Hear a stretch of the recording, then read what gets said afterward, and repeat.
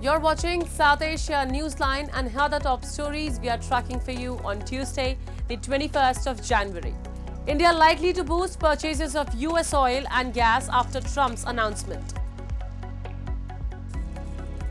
Bangladesh calls for constructive talks to ease border tensions with India. And Sri Lanka's inflation drops to -2% in December.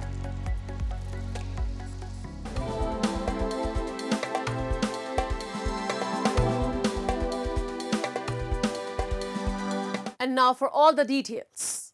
India is likely to increase its purchases of US oil and gas after US President Donald Trump's announcement to maximize US oil and gas production. There is a possibility of more energy purchase between India and US. More US energy coming into the market is welcome. India's oil minister Hardeep Singh Puri told reporters on the sidelines of an event on Tuesday. Trump on Monday said he would immediately declare a national energy emergency, promising to fill up strategic reserves and export American energy all over the world. During his inaugural address, after being sworn in, Trump termed U.S. energy assets as liquid gold that would help the United States be a rich nation again. Refiners in India, which imports over 80% of its oil, have been hit hard by a spike in global oil prices and shipping rates after Washington recently imposed sweeping new sanctions targeting Russian insurers, tankers and oil producers. Puri said there was no shortage of oil in the market. Russian oil accounted for more than a third of India's imports last year, but US sanctions are tightening supply, pushing the buyer back to traditional Middle East sources. If you were to ask me whether more American energy is going to come onto the market, my answer is yes. If you say there is a possibility of more purchase of energy between India and the US, the answer is yes. Bangladesh has stressed for dialogue to resolve issues with India following weeks of heightened tensions along the border.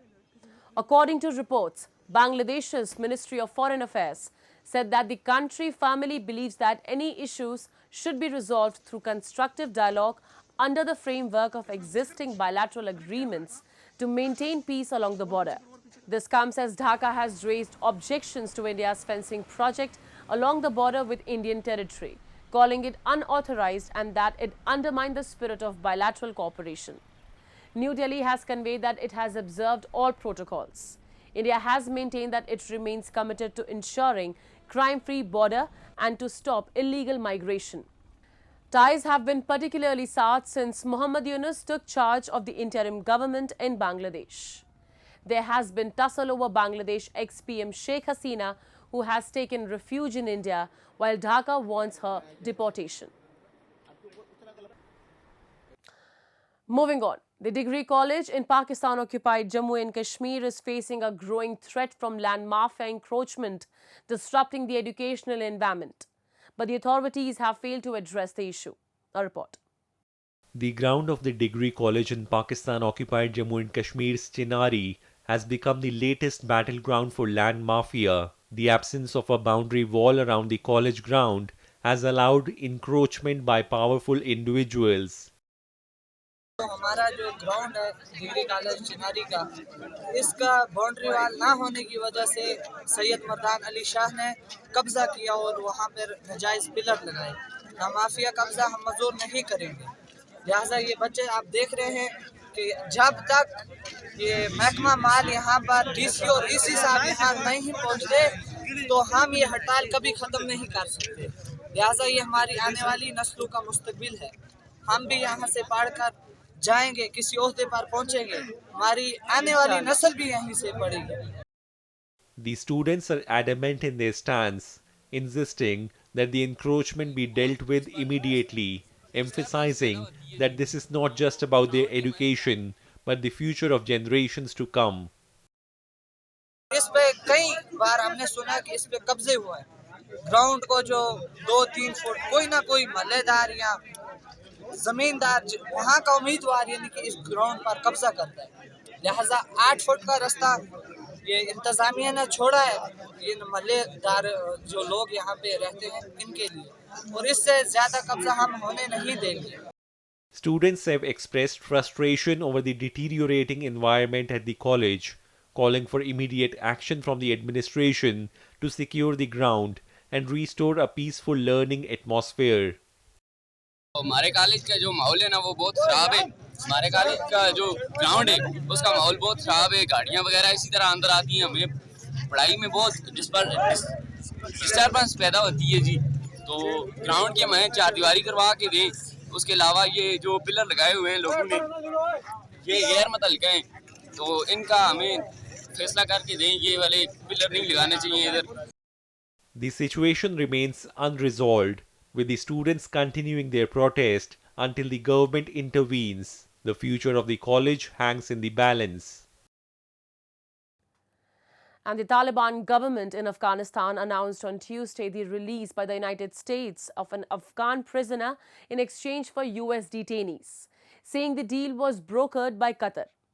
Media reports suggest Americans Ryan Corbett and William McKenty were exchanged for Afghan Taliban member Khan Muhammad, who was convicted in 2008 on narco-terrorism charges. The announcement comes a day after Donald Trump's inauguration as US president, who during his first term in office presided over a deal with the Taliban that paved the way for the US withdrawal from Afghanistan in 2021 and their return to power. After Trump's election win in November, the Taliban had said it hoped for a new chapter in ties with the US. The Taliban regime on Tuesday called the exchange a good example of resolving issues through dialogue. And Nepal has jacked up the price of a climbing permit for Everest to $15,000 in the spring season in a bid to streamline mountain tourism, control garbage pollution, and preventing accidents on the world's tallest peak. A permit to climb the Himalayan giant earlier cost $11,000 for a foreigner and rupees 75,000 for a Nepali, which will now cost them rupees 1.5 lakh. The government had last reviewed the royalty fee in 2015. The new rates will take effect from September. Climbing permits previously valid for 75 days will now also be limited to 55 days to streamline climbing activities. Reports suggest the bookings already confirmed for the spring 2025 expedition will, however, not be affected by this change. As per the amended rules, climbers must also carry biodegradable bags to collect waste and poop in the upper reaches. Climbers have long relied on unsustainable practices which have tarnished the region's natural beauty and created health hazards for local communities. And officials said the new regulations are set to boost garbage management, increase social security for Sherpas, and to boost government revenue. Moving on, Sri Lanka's consumer price inflation dropped to -2% year-on-year in December after easing to -1.7% in November. Official data showed on Tuesday as the country posted a strong rebound from its worst financial crisis in decades. The National Consumer Price Index captures broad retail price inflation and is released with a lag of 21 days every month. Reductions in power tariffs and fuel prices, as well as an appreciating rupee, have helped to reduce inflation, analysts say. Sri Lanka suffered record inflation after its worst financial crisis in decades, triggered by a record fall in dollar reserves pummeled the economy in 2022. The island nation has stabilized since it secured a $2.9 billion bailout from the IMF in March 2023. Taking advantage of low inflation, Sri Lanka's central bank set a new single policy rate of 8% last November, easing monetary settings below previously used benchmarks and setting the stage for a sustained recovery from the crisis. That's all in tonight's edition. We will see you same time tomorrow. Good night.